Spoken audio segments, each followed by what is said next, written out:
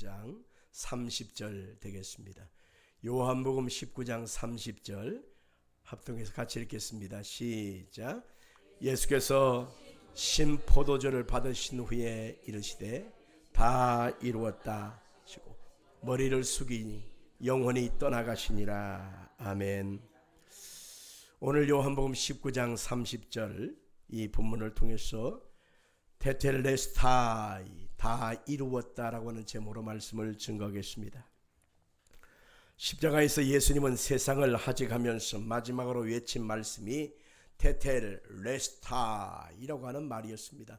다 이루었다라고 해석되지요. 영어 성경에는 it is finished. 그래서 원어적인 의미는 목표했던 바가 완벽하게 성취되었다라고 하는 말이 뜻이 되겠습니다. 예수님께서 이 땅에 오셔서 33년의 공생애를 사시고 그리고 나서 십자가에서 고난받으시고 마지막 외친 말씀이 다 이루었다는 것입니다. 완벽하게 하나님이 원하신 뜻을 이루셨다고 하는 사실을 알 수가 있는 것입니다. 그래서 이 테텔레스타이라고 하는 것은 세 가지의 중요한 법적이고 경제적인 의미로 쓰여졌는데 먼저 그것을 살펴볼 필요가 있는 것입니다. 첫 번째는 상업적인 의미로서 완불되었다라고 하는 말로 쓰였습니다. 고대 파피루스 영수 중에서 자주 발견되는 단어인데 물건을 사고 물건을 가져오면 돈을 지불할 거 아닙니까? 그러면 돈을 받았다고 하는 증거인 영수증을 받아야 될 거 아닙니까? 그러면 그 영수증에다가 테텔레스타이라고 하는 말을 반드시 써서 사인을 했다고 그래요. 내가 당신한테 물건을 팔았고 그 값으로 내가 얼마를 받았습니다. 내가 확인합니다 하고서 영수증 쓸 때에 테텔레스타이 다 지불되었다라고 하는 말을 거기서 확인했다는 것입니다. 두 번째 의미는 법적인 의미로서 어떤 사람이 감옥에 갔습니다. 죄를 치르고 감옥에 갇혀 있다가 이제는 형기를 마치고 나니까 감옥에서 해방됐을 거 아닙니까?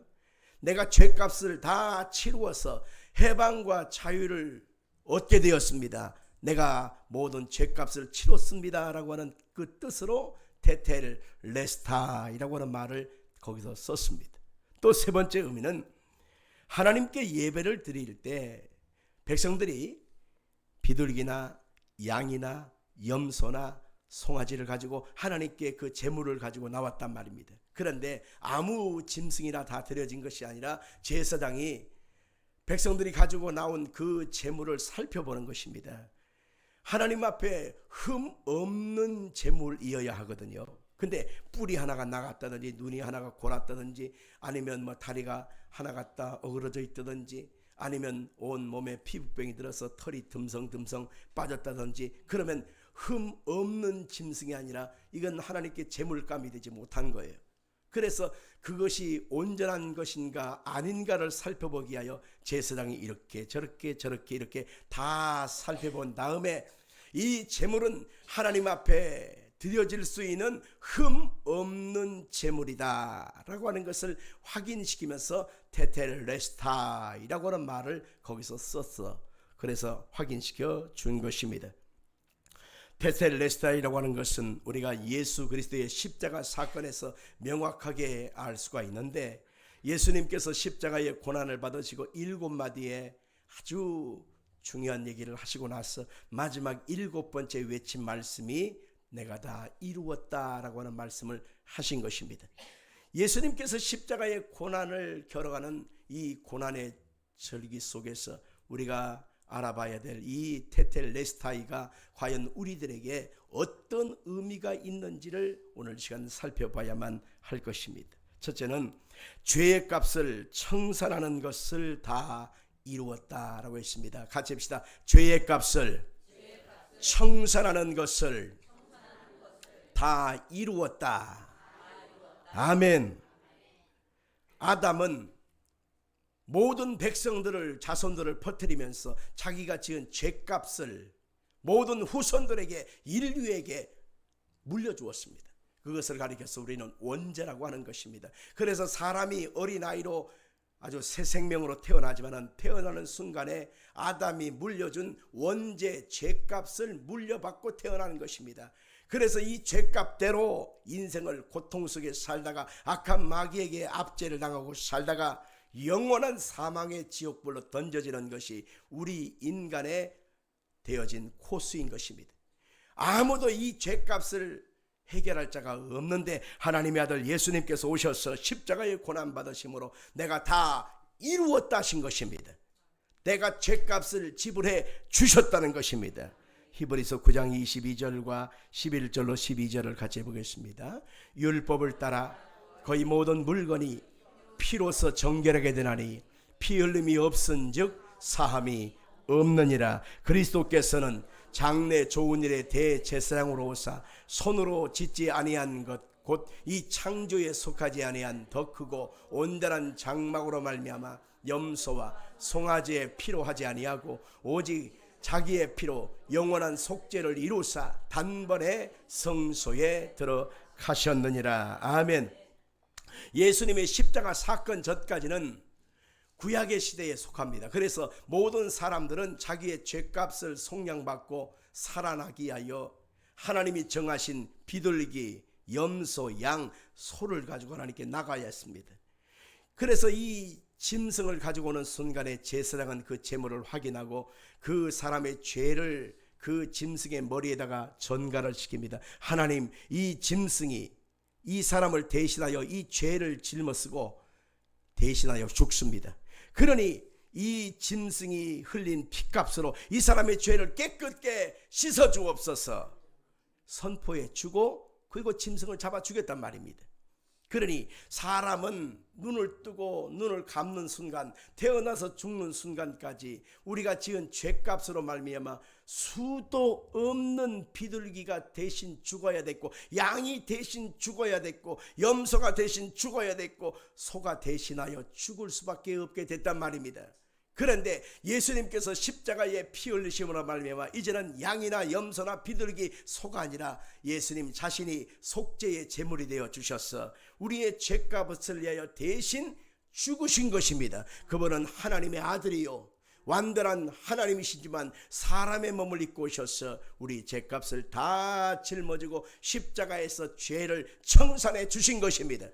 그래서 우리는 예수 그리스도의 십자가의 피 흘리심을 볼 때마다 나는 예수님 때문에 용서받은 하나님의 자녀가 되었습니다. 예수님 피 흘리신 은혜 때문에 나는 하나님 앞에 거룩한 사랑받는 의인이 되었습니다 라고 말할 수 있게 된 것입니다. 예수님께서 의롭다 칭해 주신 것 때문에 우리는 값없이 의롭다 여김을 받게 되었지, 나의 노력이나 나의 애씀이나 선행을 통해서 우리가 의롭게 된다고 생각하면 굉장히 착각하는 무식한 자인 것입니다. 캄보디아에 앙코르와트라고 하는 곳이 있는데 거기에는 아주 유명한 불교 사찰이 있습니다. 그래서 세계 7대 불가사의 건물 중에 하나다고 사람들이 관광지화하고 있는데 저는 안 가봤어요. 근데 거기에 내용을 보니까 사람들이 입구에서부터 계단에 올라가기 시작하는데 보통 다리로 쭉쭉쭉 올라가는 것이 아니고 기어서 첫 번째 계단부터 두 번째, 세 번째 꼭대기까지 기어서 올라간다는 거예요. 왜 기어서 올라가느냐? 한 계단 한 계단 기어서 올라갈 때마다 자기의 죄값이 씻어진다고 그들은 생각한 것입니다. 여러분 여기서 한번 생각해 볼 분이 있습니다. 나의 모든 죄를 씻겨요 이 계단을 기어서 올라간다고 했을 때 꼭대기까지 올라갔다 합시다. 그러면 다시 내려오겠지요. 이제는 나는 깨끗하다, 나는 죄사함 받았다라고 생각할지 모르지만은 여러분 내려오는 순간에 우리는 또다시 죄를 시작하지 않습니까? 그러니 일생을 매번 오르락내리락 오르락내리락 1000만 번을 한다 할지라도 인간의 죄는 씻을 수가 없는 것입니다. 그래서 하나님의 아들 예수님께서 십자가에서 몸을 찢고 피 흘려 주신 것 때문에 우리의 죄값을 깨끗하게 씻어 주신 것입니다. 에베소서 2장 8절을 같이 볼까요? 자, 시작. 이것은 너희에게서 난 것이 아니요 하나님의 뭐라고요? 하나님 뭐라고요? 그렇습니다. 하나님의 선물이신 예수 그리스도의 십자가 대속의 은혜로 말미암아 우리가 죄사함 받고 하나님의 자녀가 될 수 있는 것입니다.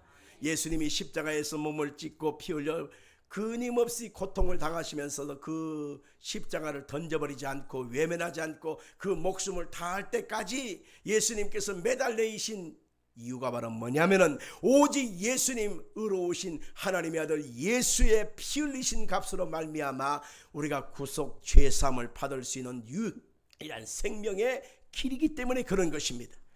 그래서 우리는 예수님이 내 마음의 주님으로 믿고 예수님이 내 주님이라고 고백하는 순간에 하나님의 구원의 선물이 주어지게 된 것입니다. 조셉 프린스라고 하는 목사님이 있는데 잊혀진 은혜라고 하는 책을 썼는데 그 내용 중에 이런 말이 있습니다.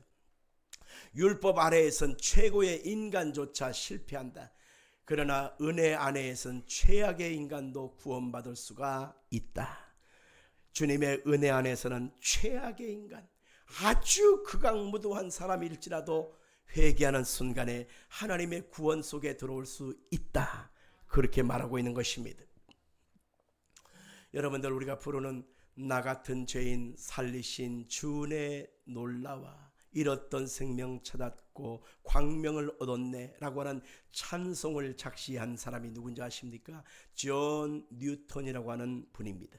이분은 원래 인신매매범이었습니다. 사람을 잡아다가 파는 사람이요. 아프리카의 흑인들을 잡아다가 꽁꽁 묶어서 배에서 밥도 안 줘요. 그러고 나서 이 사람들을 유럽에 갖다 팔든지 미국에 갖다 팔든지 그러면서 인신매매범으로 평생을 살았던 잔인무도한 사람입니다. 그것이 옳지 않기 때문에 그 엄마가 독실한 신앙을 갖고 있기 때문에 아들한테 당부하고 또 말립니다. 제발 좀 그것 그만둬라. 하나님 기뻐하지 않는다. 하나님이 있기는 어디 있어요? 하나님이 있으면 내놔봐요. 꼭 이런 식으로 얘기했습니다. 어느 날 이제 또 인신매매하러 가니까는 아들을 붙잡고 애야, 가장 힘들고 고통스러울 때 네 힘으로 안 될 때 하나님을 찾으라. 하나님을 부르라. 그러면 하나님이 너를 구원해 주실 것이다. 무슨 소리야, 재수 없이. 이렇게 하면서 이제 사람 잡아가서 팔아먹으려고 또 갔어요. 많은 사람을 잡아다가 묶어가지고 배에 태우고 이제 팔로 가는 것이요. 근데 대서양을 횡단하는 가운데서 커다란 태풍을 만났고 풍랑을 만났습니다. 배가 오르락 내리락 엎어질 뻔 자빠질 뻔 하는 상황에서 어떻게 할 수가 없어요.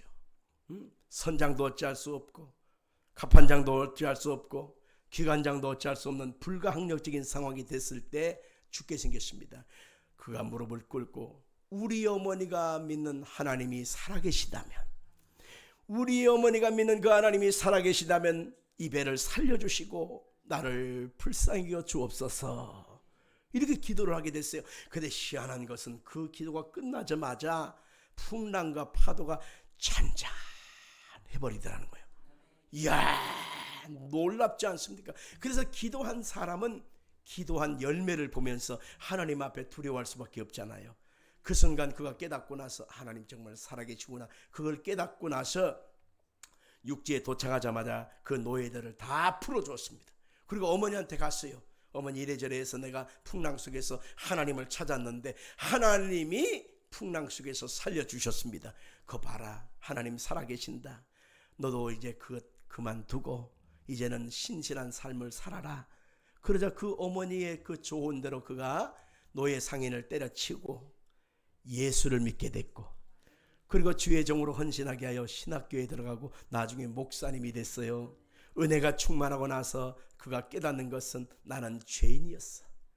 말로 다 할 수 없는 죄인이었어. 그래서 그가 거기에서 신앙의 고백으로 쓴 곡이 나 같은 죄인 살리신 주 은혜 놀라와 G코드.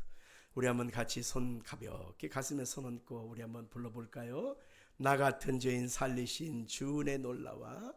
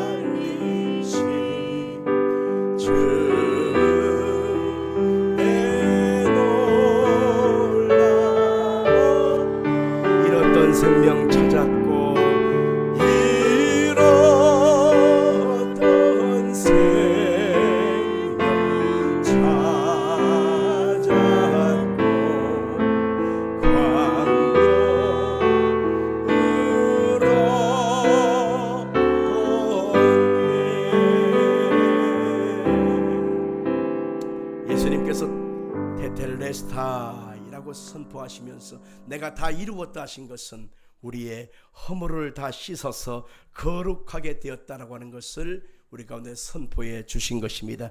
우리 같이 합시다. 허물을 다 씻어서 거룩하게 되었다.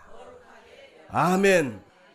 우리는 태어날 때에 원죄, 자범죄를 원죄를 가지고 또 자범죄를 짓고 인생을 살아가는 것입니다. 자범죄는 내가 태어나서 지금까지 죄를 짓고 살아가는 스스로 지은 죄를 말하는 것입니다. 이것을 허물이라고 말하고 우리는 실수라고 말하지만 실상은 이 허물 때문에 우리는 끊임없는 삶의 실패와 고통을 당하게 되어 있습니다. 어떤 사람은 나쁜 행위나 나쁜 습관을 가지고서 나와 남을 괴롭히고 온 세상에 암적인 존재로 그렇게 살아가는 사람도 있지 않습니까?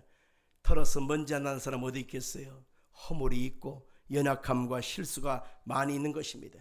죄는 나에게 사망을 주고 우리의 허물은 우리의 인생을 슬프게 만드는 고통을 준다는 것을 알 수 있습니다. 근데 예수님께서 십자가의 고난을 받으시고 다 이루었다 하실 때에 우리의 원죄만 씻어진 것이 아니라 우리의 자범죄, 우리의 연약한 허물도 씻음을 받았다고 성경은 말하고 있는 것입니다. 에베소 2장 1절을 같이 보겠습니다. 그는 허물과 죄로 죽었던 너희를 살리셨도다. 허물과 죄를 구분하고 있습니다.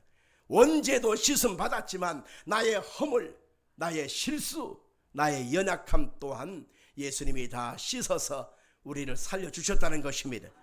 에베소 4장 22절 이하를 볼까요? 너희는 유혹의 욕심을 따라 썩어져가는 구습을 따르는 옛사람을 벗어버리고 오직 너희의 심령에 새롭게 되어 하나님을 따라 의와 진리의 거룩함으로 지으심을 받은 새 사람을 입으라. 허물과 우리의 실수, 우리의 연약함 또한 예수의 피 흘리심을 통해서 다 이루셨다는 사실을 믿으시길 바랍니다. 셋째로 예수님이 테텔레스타이 하신 것은 우리의 질병을 다 고치시는 것을 다 이루었다 하신 것입니다. 할렐루야.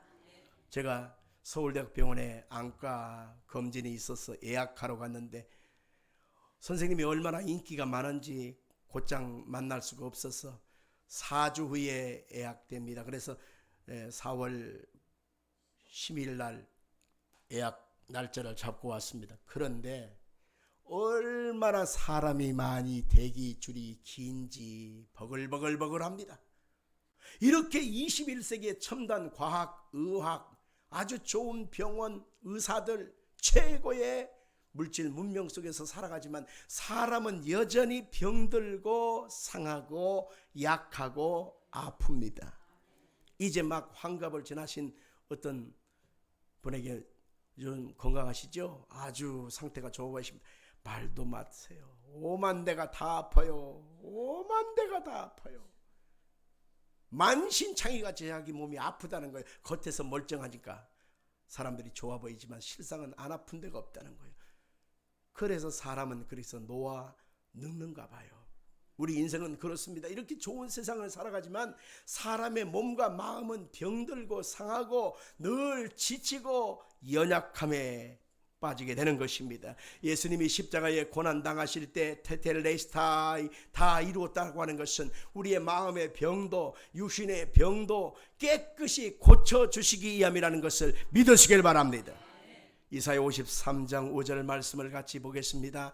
그가 찔림은 우리의 허물 때문이요 그가 상함은 우리의 죄악 때문이라. 그가 징계를 받음으로 우리는 평화를 누리고 그가 채찍에 맞음으로 우리는 나음을 받았도다. 아멘. 예수님은 3년 반 동안에 공생애로서 하나님의 아들로서 일을 하셨는데 그 내용을 보면 3분의 2 이상이 예수님이 만나는 사람마다 병든 사람을 다 고쳤다는 것입니다. 할렐루야. 예수님은 병든 것은 그냥 두고 못 보셔요. 반드시 고쳐버린단 말이에요. 아멘. 심지어는 종교적인 의식에 매여서 안식일 계명을 지키는데 급급했던 유대인들 그들이 눈을 시퍼렇게 뜨고 예수님의 흠을 잡으려고 틈을 타고 있었지만은 예수님이 안식일 되었을 때 금기시한 그 행위가 무엇이냐면 병든 자를 고쳐주신 것입니다. 그래서 일부러 예수님이 안식일 날 골라가면서 병을 고쳤다는 말이 있습니다. 18배 동안 허리가 꼬부라진 여인을 예수님이 고쳐버렸습니다. 눈먼 소경을 예수님이 고쳐버립니다. 38년 된 병자도 베데스다 연못가에서 예수님이 안식일 날 일부러 고쳐버렸단 말입니다. 아멘. 우리는 이 안식이라고 하는 계명의 종교의식에 묶여 있으면 우리는 아무것도 할 수 없습니다. 그러나 예수님께서는 이 안식일은 곧 생명의 날이요 구원의 날이라는 것입니다. 그래서 예수님께서 부활하신 그 날이 곧 주일날이 우리가 지키는 안식일 계명이 된 것 아니겠습니까? 그래서 성경을 곳곳에 찾아보면 주님께서 주일날 결국 주의 치료가 임하게 하신 것을 볼 수가 있습니다. 성경 찾아볼까요? 누가복음 13장 10절로 13절입니다. 시작. 예수께서 안식일에 한 회당에서 가르치실 때에 귀신 들려 앓으며 꼬부라져 조금도 펴지 못하는 한 여자가 있더라. 예수께서 보시고 불러 이르시되 여자여 내가 내 병에서 놓였다 하시고 안수하시니 여자가 곧 펴고 하나님께 영광을 돌리는지라. 아멘.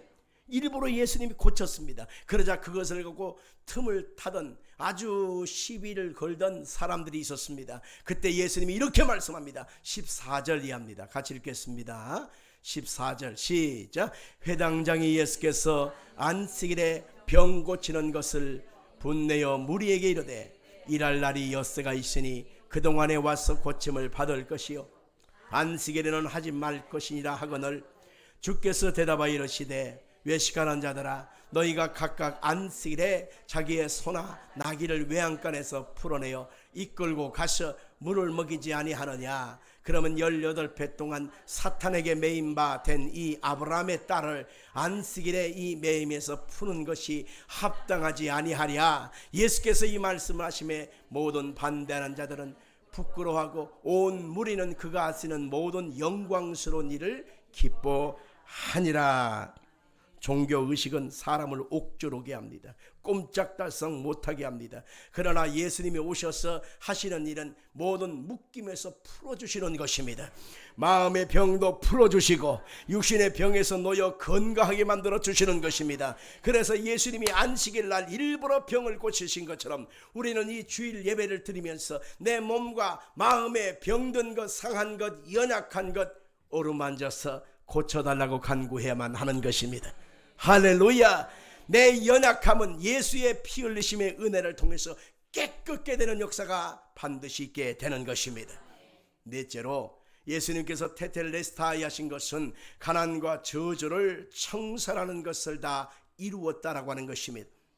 아담이 우리에게 물려준 것은 사망과 심판뿐만 아니라 우리에게 가난과 저주도 물려주었습니다. 아담과 하와가 에덴 동산에서 쫓겨나는 순간에 온 땅은 저주를 받았습니다. 그래서 가시와 엉겅퀴가 돋아나서 아담과 하와를 막 찔러대니 아담이 하는 모든 일이 안 되고 어그러지고 망하고 죽는 일만 생겼습니다. 그래서 아담의 인생은 늘 먹고 사는 것이 허덕거렸어요. 숨이 찹니다. 너무너무 괴롭습니다. 나눠주고 베풀어주고 여유 있는 삶이 아니라 허덕거리면서 사는 거예요.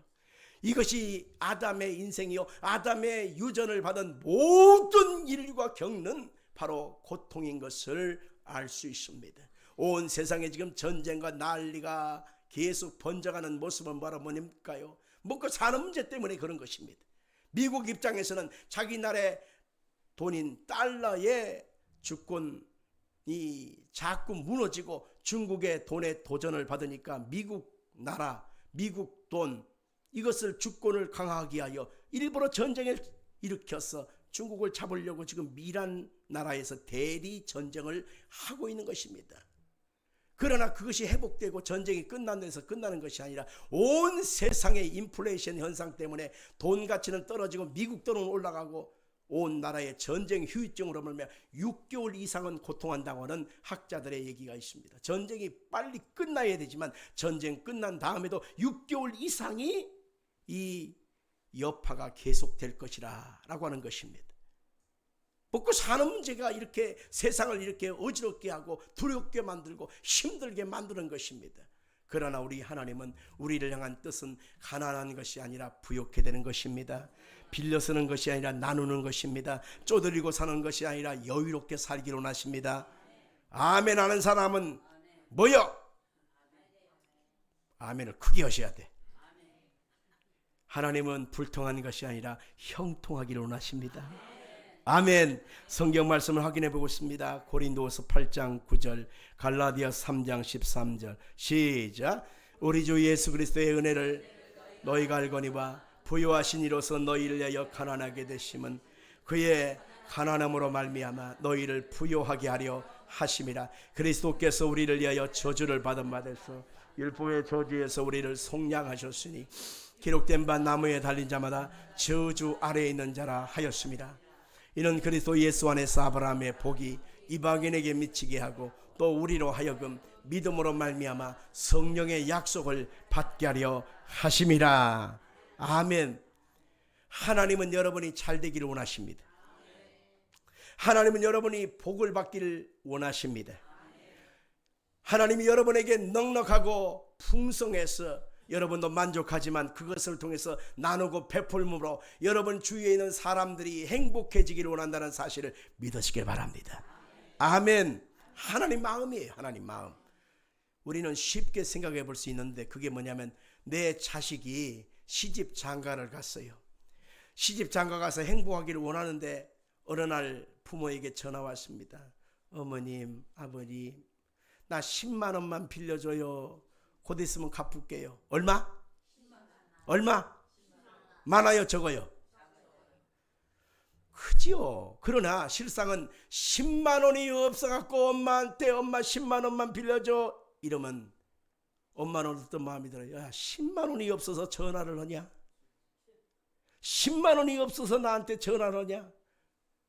그렇게 고통스럽냐? 그렇게 힘드냐? 기쁠까요? 속상할까요? 속상하죠. 속상합니다. 이건 말도 안 되는 얘기거든요. 100만 원도 아니고 1000만 원도 아니고 1억 원도 아니고 10만 원 없다고 전화를 하면 되겠어요? 그게 부모 마음인 것입니다. 하나님의 백성들이 예수 안에서 구원받아 하나님의 자녀가 된 것은 바로 뭐냐면 하나님이 주신 축복과 은혜를 누릴 수 있는 자격도 함께 부여해 주신 것입니다. 그래서 생육하고 번성하고 충만하고 정복하고 다스리며 인생을 살기를 원하시는데 우리 인생은 아담의 그 저주가 계속 유전되어서 가난과 저주를 실패를 떨쳐버리지 못하고 허덕거리는 인생으로 쪼돌리는 인생으로 비참한 인생으로 존심을 꺾어가면서 남한테 손을 벌려야 되는 그런 삶을 반복하고 산다면 하나님 마음에 애간적이 녹아드는 것이지요.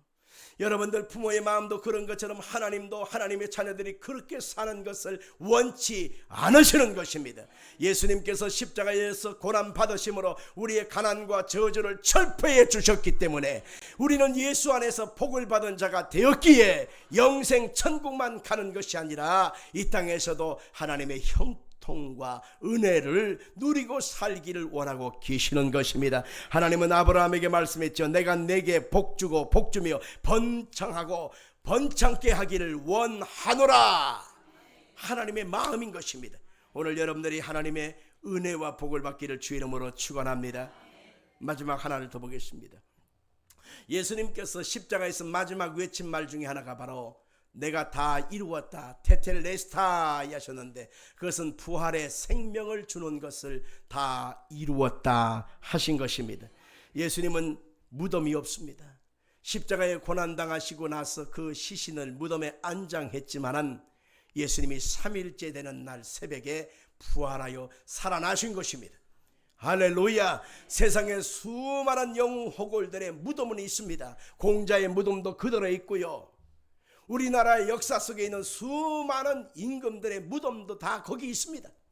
그런데 예수님은 무덤을 열고 부활하여서 살아나셨다는 것입니다. 이것이 얼마나 소중한 표적이 되는지 모르는 것입니다. 우리가 예수를 믿고 나서 이 땅에서만 영원히 사는 것이 아니라 이 땅의 육신의 시간이 끝나는 순간에 우리 몸속에서 영혼이 빠져나갑니다. 영혼이 빠져나가서 천사의 손에 붙잡힌 바 되어서 어디로 가느냐? 영원한 안식의 땅인 천국으로 쑥 올라가는 것입니다. 이 땅에 나머진 것은 허물이 있고 병이 많고 쇠약해진 몰골인 우리의 시신만 남아 있습니다. 사람들은 그것을 가지고서 장례를 치르게 되지요.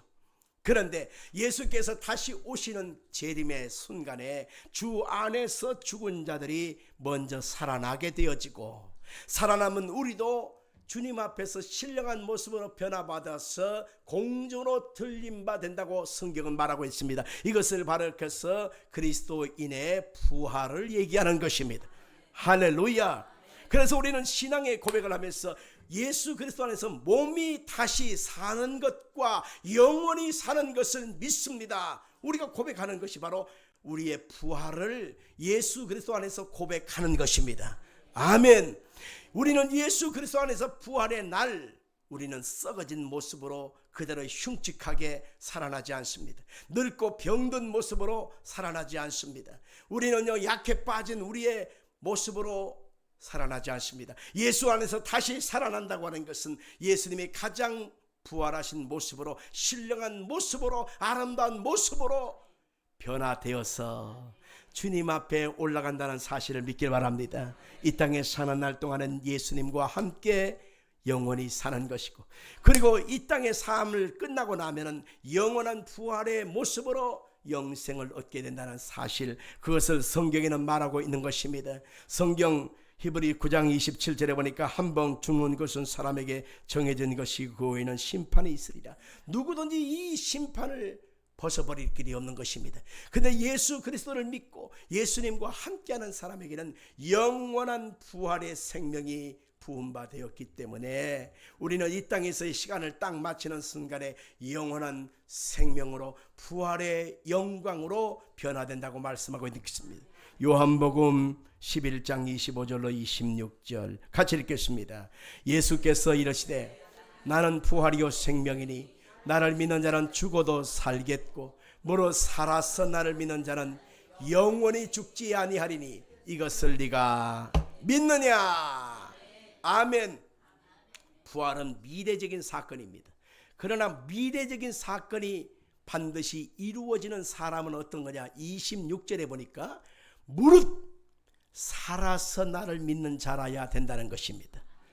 같이 볼까요? 살아있을 때 예수 믿고 죄사함 받고 하나님의 자녀가 된 사람에게만 부활이 있다. 아멘. 죽은 다음에는 부활이 있을 수가 없어요. 이미 판가름 난 것이요. 그러나 살아있을 때 여러분 잘났든 못했든 가졌든 못 가졌든 배웠든 못 배웠든 상관없어요. 예수를 믿기만 하면 죄사함 받고 하나님의 자녀가 되어지고 영생과 부활의 약속을 우리가 받게 됐다는 것입니다. 그러니 예수 안에서 우리는 미래적인 사건, 이 부활의 역사가 이미 내 안에 이루어져 있는 거예요. 내 안에 이미 약속되어 있는 것입니다. 그래서 예수님과 함께 오늘 살고 이 순간을 살고 믿음으로 사는 순간 이 땅에서는 할렐루야요. 이 땅을 떠날 때는 더 할렐루야요. 아멘. 두려워할 필요가 없습니다. 염려할 필요가 없습니다. 우리는 이 부활의 소망이 없으면 날마다 두렵고 무섭습니다. 죽는 것이 걱정스럽고 불안합니다. 그러나 우리는 죽는 것조차도 불안하지 않고 걱정하지 않습니다. 왜냐하면 예수 그리스도 안에서 살기 때문입니다. 할렐루야. 중국의 선교사로서 아주 헌신했던 허디슨 테일러라고 하는 목사님이 있었습니다. 이 허디슨 테일러라고 하는 목사님이 복음을 전하다가 엄청난 고통을 당하게 됐어요. 그때 마음속에 완전히 좌절하고 있을 때 그 친구 목사님이 편지를 해서 이렇게 격려하고 있습니다. 읽어볼까요? 우리가 예수님과 함께 죽었으면 예수님과 함께 사는 것이다. 예수님이 내 안에 계심으로 너를 의지하지 말고 내 안에 계신 부활하신 예수님을 바라보고 예수님을 의지하고 믿고 살아라. 그때의 이 말씀을 마음에 가만히 묵상해 보니까 그렇구나. 나는 예수님과 함께 살고 있다. 어떤 염려, 어떤 환난이 오고 고난이 와도 난 예수님과 함께하니 나는 반드시 승리하게 되어 있다. 잘 되게 되어 있다. 그래서 믿고 의지할 것은 예수님밖에 없다. 그래서 예수님 붙잡고 끝까지 선교의 사명을 완성했다고 하는 그런 일화가 있습니다. 예수님이 십자가에 고난받으실 때 두 손 양팔을 펴시면서 내가 다 이루었다, 테텔레스타이라고 하는 이 말 속에는 우리의 죄도 용서받았지요, 허물과 연약함도 용서받았지요, 질병도 씻음받았지요, 가난과 저주도 씻음받았지요, 영원한 부활의 생명을 얻게 되었지요. 예수님 마치신 이 테텔레스타이라고 하는 말 속에는 우리 영혼에 하나님의 약속과 은혜가 가득한 축복인 것을 믿을 수가 있는 것입니다. 그러므로 우리는 복된 신앙의 자화상을 가져야 합니다. 나는 예수님 안에서 복된 자요, 주님의 은혜와 사랑 속에 살고 있고, 하나님이 나를 볼 때 얼마나 귀하게 여기시고 하나님이 나를 얼마나 소중히 여기시는지를 모른다. 나는 하나님의 사랑 가운데 있다, 은혜 가운데 있다. 그러므로 이 문제야, 이 걱정아, 이 염려야, 걱정하지 마라, 물러갈지어다. 승리의 역사가 반드시 있게 되는 것입니다. 살아서는 주님과 함께 행복하고, 이 땅을 떠날 때는 더 행복하고, 날마다 주님의 은혜 속에 있기를 예수 이름으로 축원합니다. 살아계신